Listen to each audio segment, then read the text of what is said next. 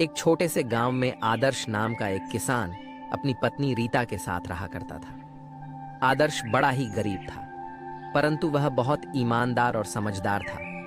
एक दिन जब आदर्श अपने खेत से काम करके घर को लौट रहा था, तभी उसे रास्ते में एक पुराना चिराग दिखाई देता है।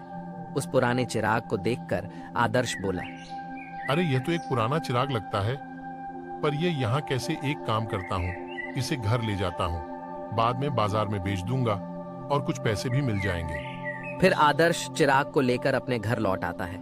आदर्श खेत में काम करने की वजह से बहुत थक गया था। तभी उसकी पत्नी रीता आई और चिराग को देखकर बोली, ये पुराना चिराग कहाँ से उठा लाए हो?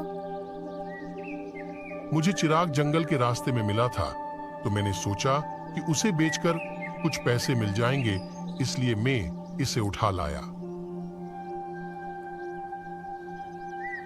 हाँ जी, आप सही कह रहे हो, पर यह चिराग तो बहुत गंदा है। मैं इसे अभी साफ कर देती हूँ, इसके शायद अधिक पैसे भी मिल जाए। इतना कहकर रीता चिराग को लेकर उसे साफ करने चली गई और आदर्श थकान की वजह से लेट गया। कुछ देर बाद आदर्श को रीता की चीखने की आवाज सुनाई देती है। जब आदर्श जाकर देखता है तो रीता जमीन पर बेहोश पड़ी थी और आदर्श के सामने एक जिन्न खड़ा था। तभी आदर्श ने जिन्न से पूछा, तुम कौन हो भाई?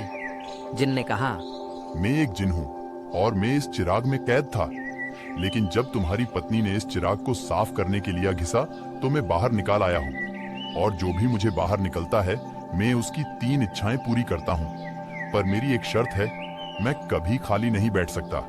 अगर तुमने मुझे काम नहीं दिया तो मैं तुम्हें ही मार डालूंगा और खुद आजाद हो जाऊंगा।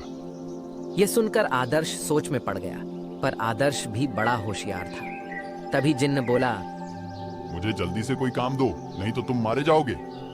यह सुनकर किसान डर गया और बोला, क्या तुम हमारे लिए खाना ला सकते हो? हम लोग सुबह से भूखे हैं। तभी जिन्न ने अपने जादू से लजीज खाना ला दिया। यह देखकर आदर्श की आंखें खुली की खुली रह गईं। जिन्न फिर से बोला, मुझे जल्दी से कोई काम दो, नहीं तो तुम मारे जाओगे। हमारे पास रहने को अच्छा घर नहीं है, तुम मुझे एक अच्छा सा घर बना के दे सकते हो। तभी जिन्न ने फिर से अपने जादू से आदर्श के लिए एक घर बना दिया और फिर बोला, मुझे जल्दी से कोई काम दो। ये सुनकर आदर्श सोच में पड़ गया और बोला, मुझे आसमान से एक तारा लाकर दो। जिन्ना यह सुनकर आसमान से तारा लेने चला गया और फिर कभी वापस नहीं आया। तब से आदर्श और उसकी पत्नी रीता दोनों खुशी खुशी जीवन बिताने लगे।